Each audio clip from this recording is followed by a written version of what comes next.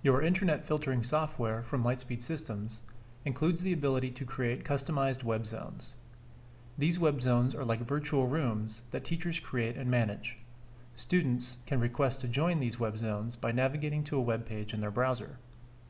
Within these zones, any teacher authorized as a web zone administrator can specify rules for what websites the students can or cannot access. Teachers can even override existing content filtering rules. So, let's say you were teaching a unit on how special effects are produced in movies. You may have 5 websites that you would like your 5th graders to use for research, but 2 of them are blocked by the content filter. Instead of going to your IT staff for help, now you can take matters into your own hands and add the 2 sites to a web zone. Once a student has joined that web zone, the rules will now be applied to their browsing session.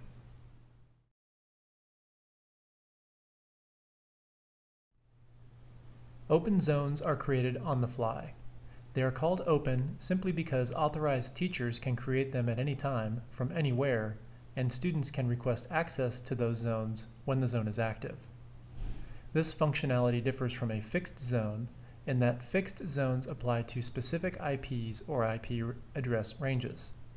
If a teacher or student is within one of these IP ranges, as set up by the IT staff, the users are automatically placed into that zone and do not have the option to leave.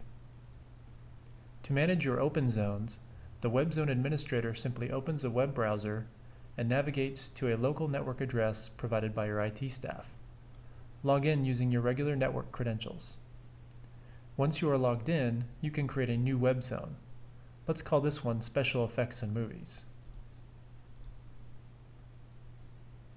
Whenever an open web zone is created, the zone is automatically activated, as noted by this button.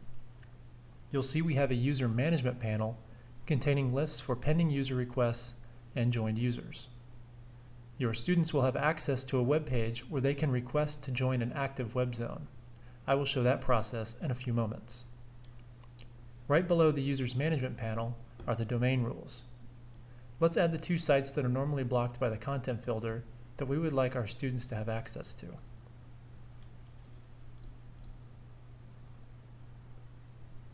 Essentially, you are expanding your students' normal access rights to include these 2 additional sites, so you don't have to enter all 5 sites you want them to use, only the ones that are normally blocked. However, let's say you want to help your students stay on task. We can enter all 5 websites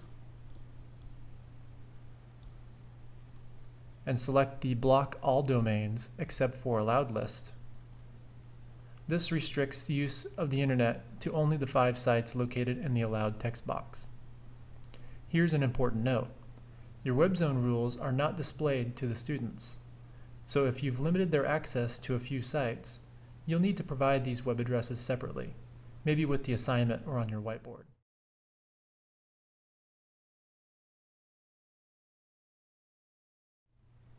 Your students will open a web browser and navigate to the Join Request page provided by your IT staff.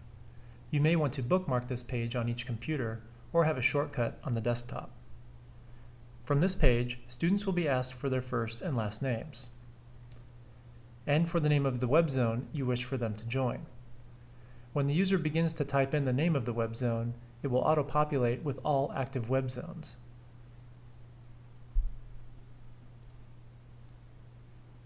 Once a student has sent the join request, they will not be allowed to attempt to join another zone until the teacher takes action upon that request.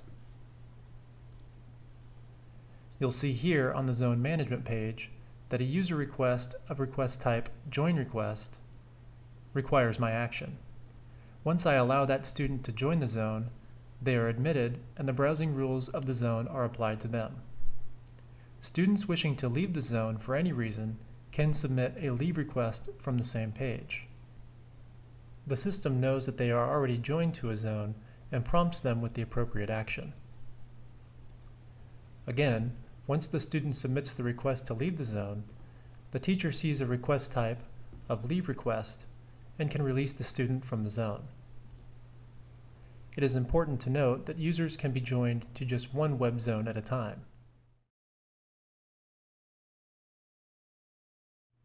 Finally, to demonstrate a fixed web zone, If your administrator has set up a fixed web zone for a range of IP addresses, things go a little differently.